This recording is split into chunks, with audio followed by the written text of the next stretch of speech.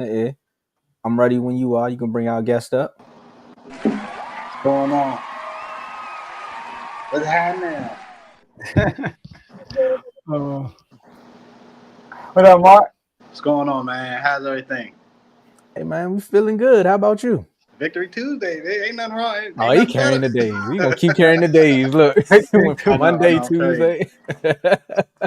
But I mean, it's funny. You showed up, then the Giants fan showed up. It's like perfect timing. So That's funny, right? yeah. So we gonna get right to it. I mean, 21-6 win over a divisional opponent who kind of had y'all number for years, and now it seems like the tables have turned. I guess y'all the new DJ in town when it comes to Russell Wilson and the Giants. So Mark, what did the Commanders prove to you with this win over the Giants? Let's talk about it. I like this. Okay. So in this win, you know what made the better statement for me was the defense. And specifically the defensive pass rush, because that's the one area that no one knew what was going to happen. That's the question mark everybody knew it had over their head. Like, how's the pass rush going to be? We got like big linemen in the middle. I know we're going to stop the run, but how the pass rush going to be? And the pass rush was A1 excellent yesterday. Maybe because it was like it was they had one hurt offensive lineman, but outside of Andrew Thomas, everybody else was still getting ran through. Also, another great test for us was the offensive line to see how they would hold up against the New York Giants, which is one of the better O lines in the league. I'm not gonna say the best, but Brian Burns is not somebody that you can't play with. They got Dexter Lawrence in the middle too, so they got some big names over there. So like the way they handled the O line, the way the O line handled the defensive line.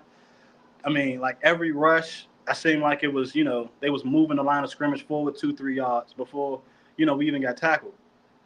So like the secondary looked good, outside of number 6.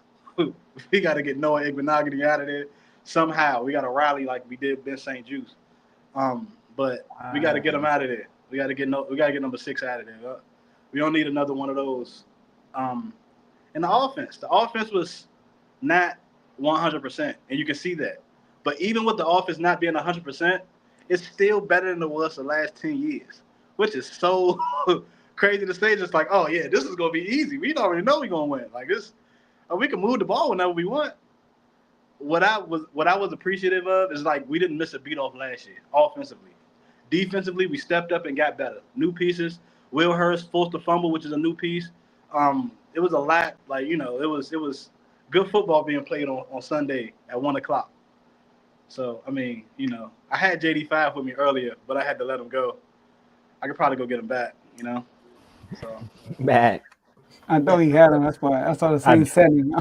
I did too though. I ain't gonna lie. I thought he was about to play in the camera and just like.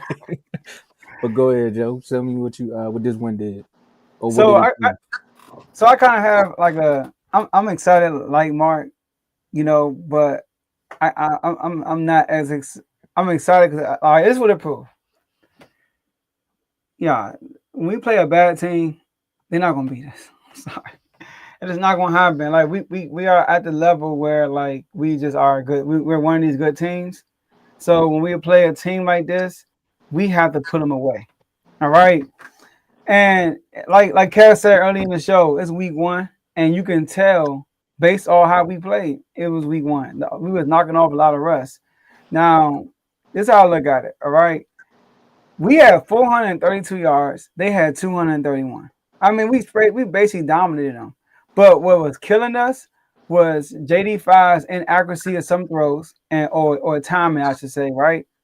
And the penalties. We had 12 penalties to the Giants 6. Remind me of last year. I remember week 2 last year we played against the Giants. We had 10 penalties.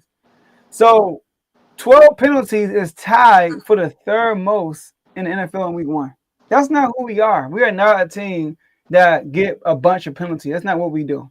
All right, we're a very disciplined team. Now we went 4-11 on third down, and I went back and watched all those third downs we didn't get. All right, and I'm like, dog, all these third downs except one was because of us. It had nothing to do with the Giants. I look at the first. I'm gonna go to this real quick. The first third down we missed. Zach Ertz dropped the whopping pass on third down. All right. Now, JD5 threw it behind him a little bit, but he still should have caught it. Right? The second third down, overthrew a wide open Terry McLaurin for a bomb. That was a touchdown. Overthrew him. The third down was before the half when JD5 got that intentional grounding. All right. The fourth one we didn't get on that same drive on second down, we get a holding, and Zach Ertz drops a pass on third down that they challenged and they reversed it. All right. So like, and then the fifth one was the one Terry actually caught, but they called it a no catch. But because it was so close, they couldn't overturn it. And then the sixth one is the only one that they actually stopped us. That's when we threw the like a quick pass to Debo on the right side of the field, and they stopped us for like -2 yards. And then the seventh one was a kneel down. But I'm watching that game. I'm like, dog, I know we're gonna win. I know, but can we like we got missing so many plays because of penalties. I feel like Carl, we beat ourselves. We beat ourselves, right? But the defense, they also forced the interception. And then Bobby Wagner got hit with a personal foul, hands in the face on Russell Wilson. I'm like, all these mistakes we keep making in this game. And then we stopped them on fourth down and we get another personal foul call. Like, it's crazy. So, but I do like that it happened now. All right? Because, like I said, this happened last year and we cleaned it up the very next. That's what we do. When we have penalties and then in the locker room, everybody is like, yeah, it's a win, but we gotta get better. Everybody is like that. Dan Quinn is like that. JD5 like that. The whole offense, the defense, they play well. But I do understand that they were hurt on the offensive line, and to me, already the offensive line is not even good. So I'm not gonna put too much stock on beating the Giants. I just knew we were. I told you on the show. The only reason why it's upset alert is because it's week 1. That's it. Other than that, they're not beating us because they're not a good team. All right, so. Oh yeah, you know what else we proved, Tomo? We not gonna finish 4th like you said on the panel. I had to mention that. I can't believe you put the Giants above us. That's another thing we proved right there. Okay, so let me put this disclaimer out there, right? We gonna keep this thing going because I'm here for the jokes.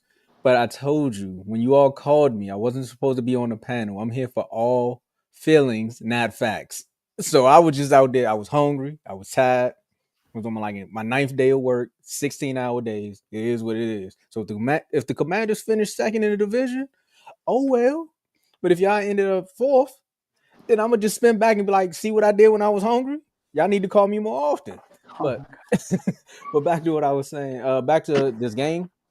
Speaking of Dan Quinn, right? He said this. You heard me talk about the identity. You talk about identity, the tackling. That's what we're talking about, right? We didn't create takeaways today, but seeing some good plays down inside the 10-yard line in the red zone, guys worked hard on that, and that's an improvement. What did the Commanders prove? Like you said, Joe, you took the words right out of my mouth. Y'all won't lose to a bad team, especially if they find ways to kill themselves. So with that Giants game, you may have looked at it and be like, it's a 1-score game. All the Giants gotta do is just score a touchdown, and now it can go another way. But it's that key point right there. All they have to do, but they couldn't do it. Every time they found a way to make a big play, it was that one catch over on the sideline, the neighbors. But then after that, probably a 3 and out. You know what I'm saying? It was just the offensive line was not there. That defensive line definitely showed up. And Mark, that was my biggest question for y'all all season was where's the pass rush gonna come from? I signed Von Miller. The only time I seen Von Miller was on the Miller Lite commercial because I didn't hear his name all Sunday. But other than that, everyone else made the plays. Maybe that's why. Because everybody was looking to see what Von Miller was going to do. They had to double team him, and now it gives more people time to make plays. But at the end of the day, the Giants, they wasn't going to find a way to win that. Another thing that proved, too, is that it's just your offense is right on time. That Debo Samuel signing was right what you all needed. Because who was that doing that last year? Was it Curtis Samuel, somebody who was doing the orbit motions for y'all? Nobody was buying it when he was doing that. When Debo was doing it, I watched I think it was in the first half. Y'all ran the same play 4 times and gave it to 3 different people on one drive. Like you did the orbit motion one time, I think you handed it off to the running back. Came back, did it again, handed it to Debo. Came back, did it again, JD run up the middle. Came back, did it again, and now it was a pass to Ertz. And then it was like en routes where they was just leaving people wide open. I was like, oh my goodness. If they play like this on Sunday, we getting 50. I said, if they can put up numbers, I know Dak can put up 50 with this if CD catch the ball. But other than that, what it proved to me is that y'all gonna be a force to be reckoned with offensively. Don't sleep on you all defensively. But if one of your cornerbacks go down, again, I don't know what your front office is gonna do. But if one of them cornerbacks go down, and like I got Mark said, JD5 with me. I'm sorry, okay. my fault. I got JD5 with me. My bad. He was telling them go get JD the I whole got time. I seen JD5. when he was setting up. You seen him? I'm sorry, I got Jaden Daniels with me. My bad. All right, JD5. I'll see you next Sunday, man. On Thursday. I'll see you on Thursday, JD. My bad. I'm sorry. It was. What He wanted to ESPN say talking hi. about. That's all. That's all. That's cool. Yeah, But he wanted to say hi. let me finish my last statement, and then y'all can have a field day. I'm with you on that one, Mark. Noah cannot be on the field. And I ain't talking about Noah Brown. Noah Igbenogany, even though he came in after somebody got hurt, so it's meant for him not to be on the field. But if he has to be out there, all I'm gonna say is Adoree Jackson. Yeah, I can agree with that. Noah got to go. Even in the preseason, I said one of my only wishes was for us to let number 6 go. And with 2 other cornerbacks that was bad, Bobby Price and somebody else, but never want to see them again. So I don't. Noah made the team, I guess, because of his locker room presence. He is a vet, one, and on top of that, he may know the system. He's just not good at it. So I mean, that's what my issue is with Noah. But outside of that, Mike Siren still had a good game. Trey Amos, he got picked on a little bit, but he had a good game overall. Marshawn Lattimore, who everybody was talking about was dog food in the offseason and everything, had a really, really good game. He did get help on some plays, but on some plays he had one-on-one coverage. So, I mean, still, if he was that dog sweet or if he was that sweet, just throw him the ball if you're checking him. And when he did, it was PBs, pass breakups. So, outside of the offense was moving. And then again, I know nobody said nothing about this guy, but Bill Krosky Merritt, the rookie, who I said, on the panel, he was going to be, in the rookie of the year, talk because of the way he runs. It's just, it's just starting week 1. Mm-hmm. That's all. That was week 1, 83 yards. I think he led all rookies in rushing that last week with the touchdown and everything. Yeah, because what's name had a rough day. Yeah, he had a rough 21 day. carries. Yep. I mean, come on, Bill. Look at that O-line. Come on, Bill. Hey, real quick, I want to address his comment. Aubrey, in the words of Aaron Rodgers, relax. Relax. Like when we're talking, we're not reading the comments. We look at the comments after we talk. We're not going to stop what we're doing is to read all the comments. But you made a good point, though. Not just that, though. Not just Von Miller setting the edge. What really happened for real, our D tackle was blowing that line up. I'm sorry. Like Kinlaw was in the backfield in a half second. All 3 of them. Every time I looked up. Did the Giants even have a center? Because no, you're right. You're right. Every time he snapped the ball, it was like Commander. It's like, damn. It was Kinlaw, Dietrich, or Deron Payne. Every time. On the first play, Kinlaw was just he just burst through the line. I was like, dang. I was like, my biggest surprise of the whole game was Dorrance Armstrong. I didn't expect that type of play from him. And Louisville, I didn't hear his name a lot, so it's Louisville missed a tackle too. But I say Louisville, Scatterbo. I get it.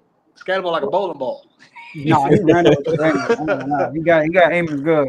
So he got hit him better. He got no. Wow. And another player that played very well too, Will Harris. Will Harris was making so many great plays, man. So many great plays. So yeah. He made a lot of great plays. Huh? Okay. I respect it. Make sure you hit the like from the Twitch page. But every stage of beer growth. That's how I was like, I see what you did there. I know I'm on like stage 1. I got grades, so you can tell that. But man, you made me forget my thought. I wasn't even about to say anything about what's a Bill. Never mind. Y'all go ahead. I was gonna say your defense definitely showed up though. Bill's vision is definitely better than B-Rob's. I mean, I like B-Rob, but B-Rob. The 49er fans don't. Well, they're gonna have to learn to love him. But what I like about B-Rob is he's a hard worker. He runs hard, but he wasn't explosive. Like when Bill bounced to the outside for that last for that touchdown he had, I don't even see B-Rob doing that. bouncing out to the edge and to the outside to get that touchdown. So, like, Bill is a great addition, man. Great addition. I'm excited. Look, we're a good team, but the world gonna find out. The world gonna find out.